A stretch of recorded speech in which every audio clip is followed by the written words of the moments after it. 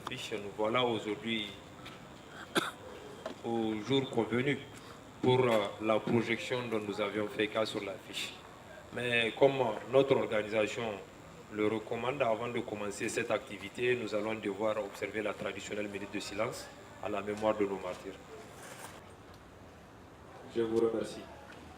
Et à travers une projection, un film documentaire réalisé par un de nos confrères, le documentaire en question est intitulé Courir à Agadez, qui s'inscrit dans le cadre d'un projet dont nous avons la chance aujourd'hui d'accueillir l'auteur et le réalisateur qui est là, en l'occurrence M.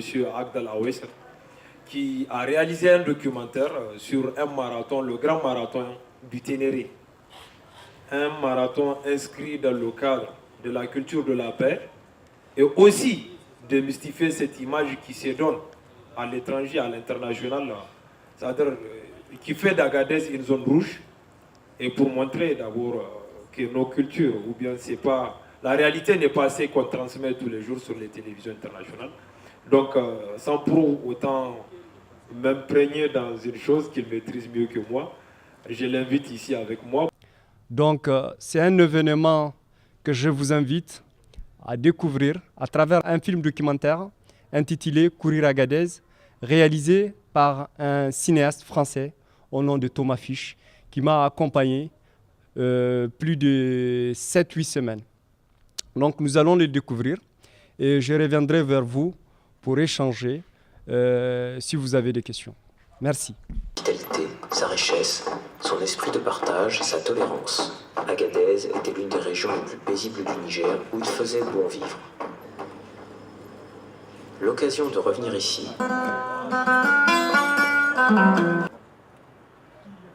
Agadez, la cité mythique du nord du Niger, capitale déchue d'un empire des sables contrôlé au XVIIIe siècle par les Touaregs, alors au sommet de leur gloire.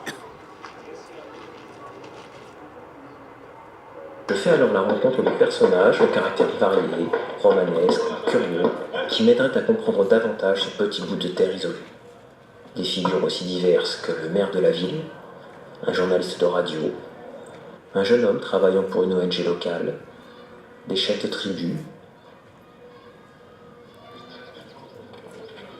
le sultan de la région et le monument incontournable qui a fait la renommée d'Agadez, sa vieille mosquée. Pour le moment, j'ai accepté de suivre Agdal, curieux de savoir ce qu'il trimballe dans ses bagages. Et le suivre, c'est tenter de trouver un trait d'union entre le passé, la tradition, l'histoire de sa communauté nomade, et l'avenir, la jeunesse, la modernité à laquelle il appartient maintenant.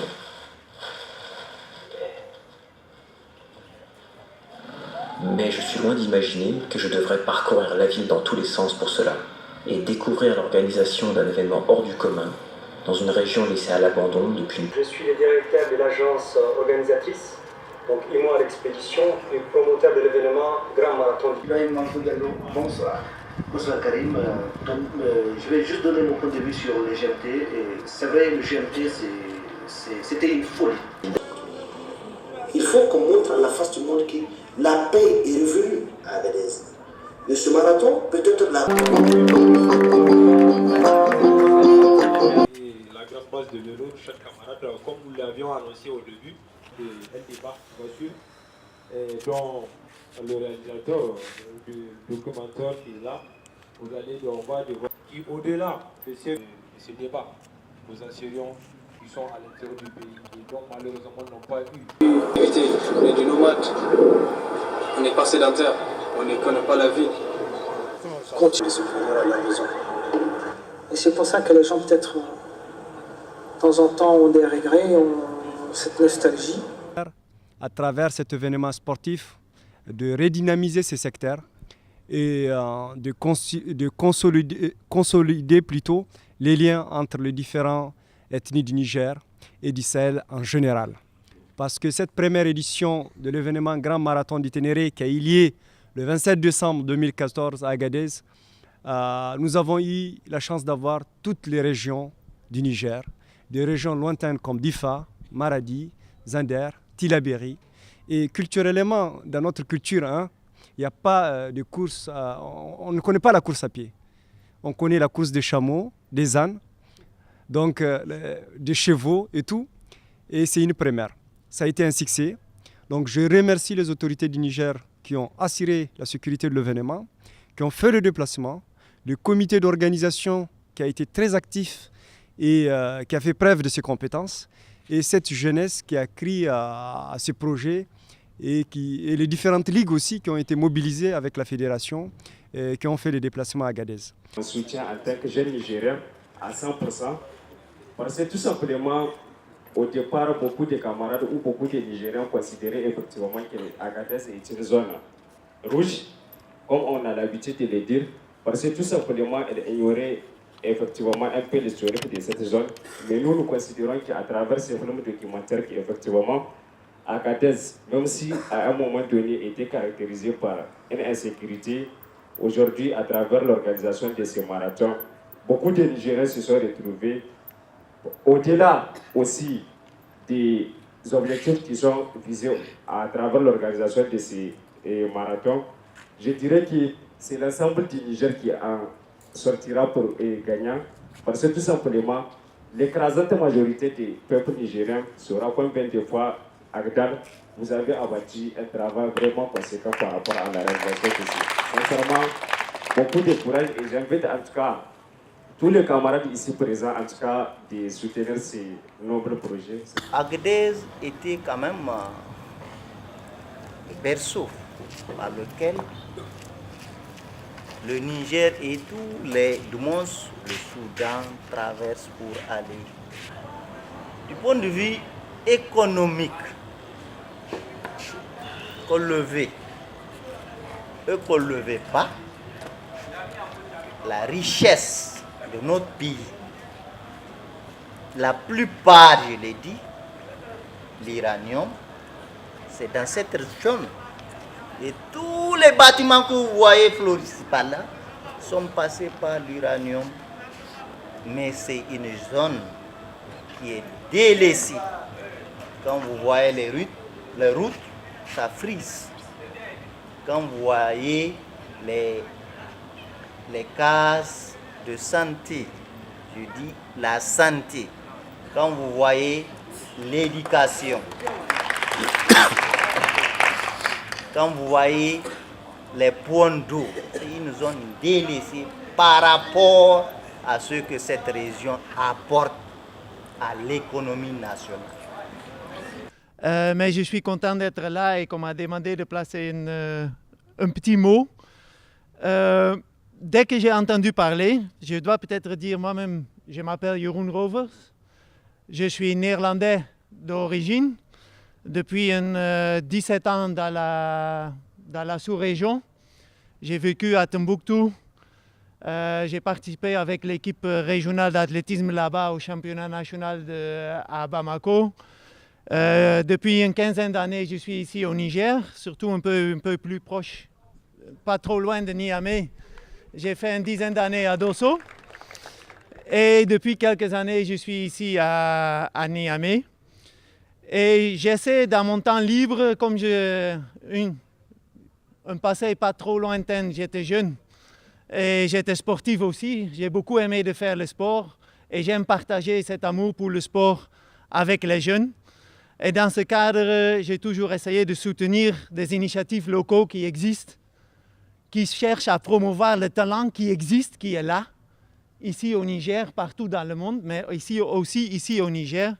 Et dans ce cadre, dès que j'ai entendu parler de l'initiative d'Agdal d'organiser une grande compétition à Agadez, une ville que j'ai connue dans le passé, mais malheureusement, comme je suis régi par certaines personnes qui parlent des zones rouges, etc., le dernier temps, je n'ai pas eu l'occasion d'y aller.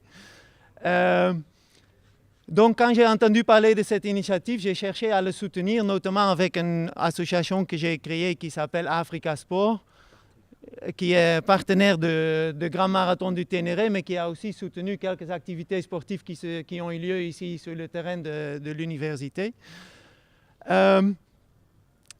Ce qui pour moi était très important, c'est que le GMT regroupe plusieurs aspects très positifs et très nécessaires. Des activités pour la jeunesse, dont on a trop peu des activités. On connaît tous la démographie du Niger. Vous êtes très nombreux. Malheureusement, j'ai dépassé l'âge pour m'appeler encore jeune au niveau du Niger. Mais vous êtes très nombreux et malheureusement, il y a très peu d'activités. Il y a très peu d'activités, si c'est économiquement, si c'est sportivement. Les difficultés dans l'éducation, je n'ai pas besoin de vous y en parler. Vous le connaissez mieux que moi. Donc, cette initiative qui cherche à faire développer et l'économie, et l'artisanat, le tourisme, et en même temps donner une occasion de faire participer toutes les régions, des sportifs de toutes les régions du Niger et même de la sous-région au niveau d'Agadez.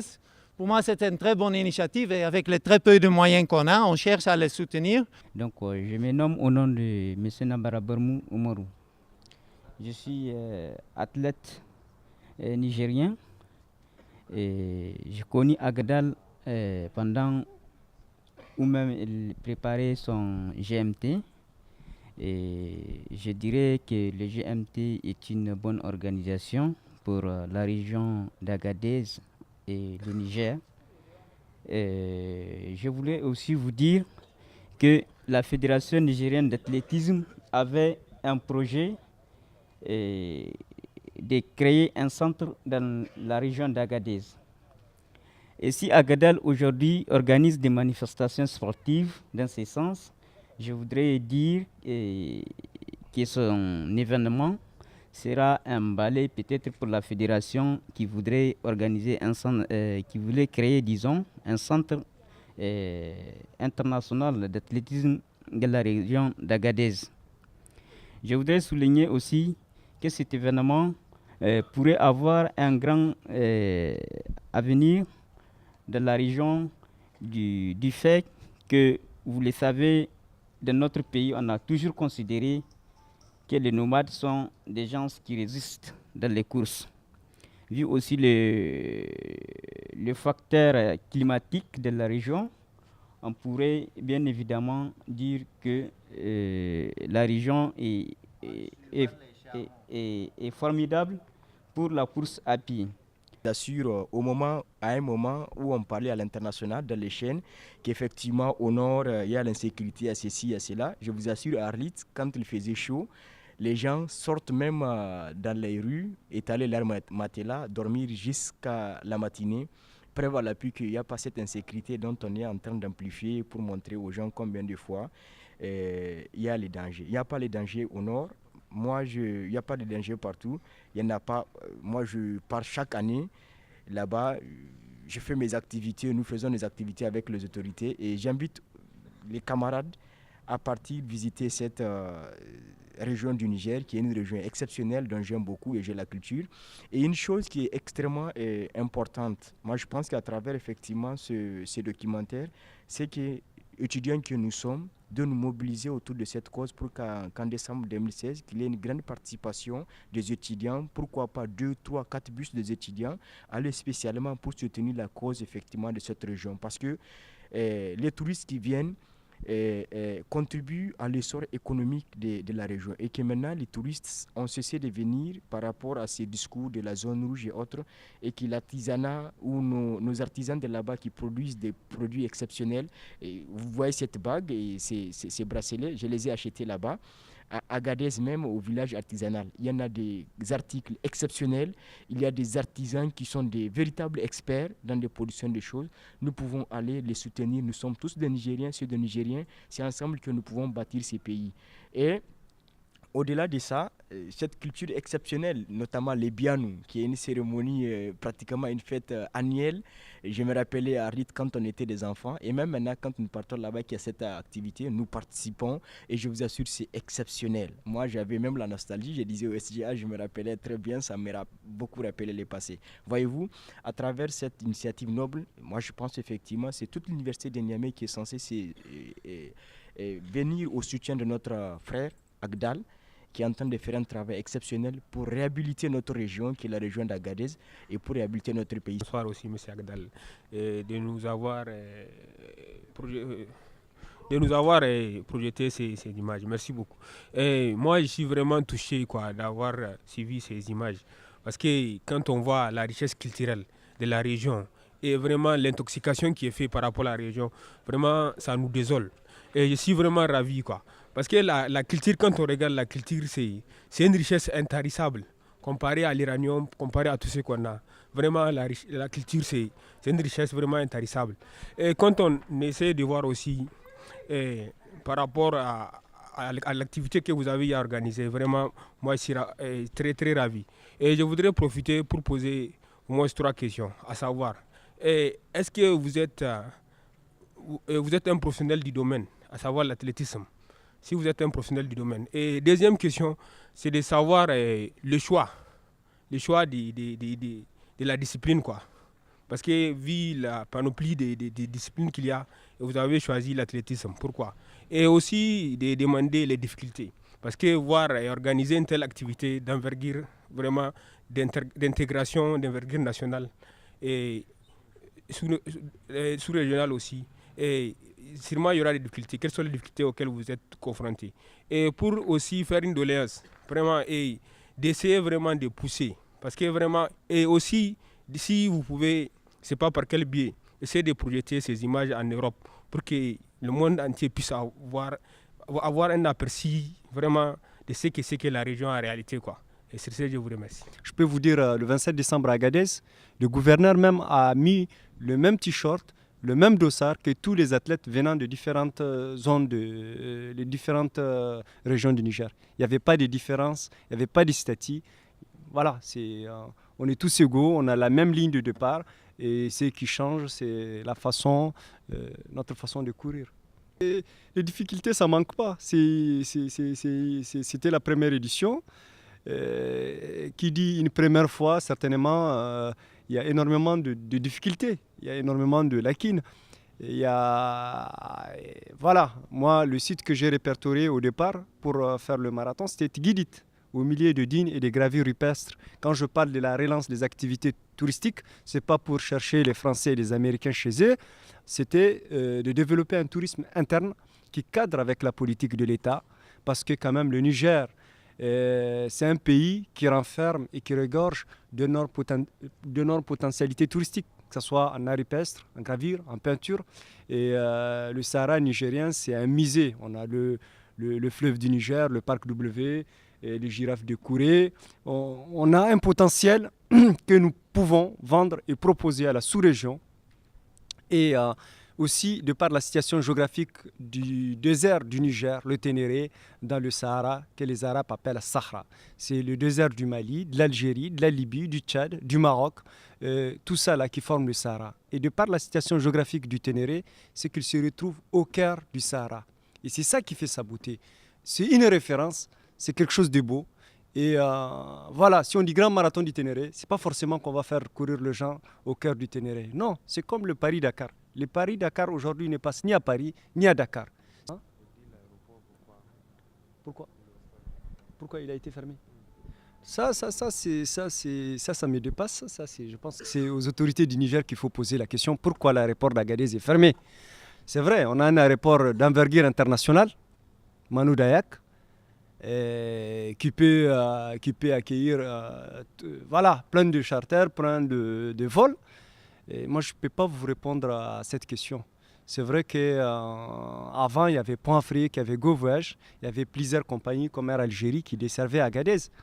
Et les prix, les charters qui venaient, c'était intéressant. Mais aujourd'hui, je ne sais pas qu'est-ce qui fait que cet aéroport est fermé. Certainement, c'est dû au fait que le tourisme de la bande sahélo-saharienne, quand même, il n'y a pas que le Niger qui est concerné. Et un peu anéanti par rapport à cette question de zone rouge et d'insécurité dans le Sahara ou dans le Sahel. Vous n'êtes pas obligé de courir. L'important, c'est de venir à Agadez. Nous allons vous accueillir. Nous allons vous restaurer et assurer ce qu'il faut. Et l'intérêt, c'est vous faites le pas pour la paix. Et pour la première édition, les récompenses, il y avait les 100 premiers sur le 200 ont bénéficié chacun d'une médaille personnalisée avec le logo du Grand Marathon du Ténéré. Il y avait de l'eau que Africa, qui est un partenaire, a mis à la disposition des athlètes. Il y avait aussi voilà, des enveloppes, des récompenses. Il y avait 2 millions entre 26 personnes, 13 hommes, 13 filles. Donc maintenant, moi déjà, j'ai amené les 500 médailles pour la deuxième édition. Donc pour la deuxième édition, nous serons 500 à pouvoir courir cet événement. Donc il y a un 5 km, il y a un 10 km et il y a un semi-marathon. Et l'intérêt, c'est de venir. L'intérêt, c'est de marcher. Pas forcément de courir. Il suffit que vous venez, vous vous inscrivez et puis vous faites le pas. Si vous voulez, vous pouvez abandonner. Le but du jeu, c'est que cet événement est lié à la paix. Parce que chaque course a sa cause, le comment et le pourquoi. La nôtre, on l'a dédiée à la paix, pour la cohésion, pour consolider la paix, la stabilité du Sahel. Donc c'est dans ces domaines et dans ce contexte que nous avons dédié notre course à la paix.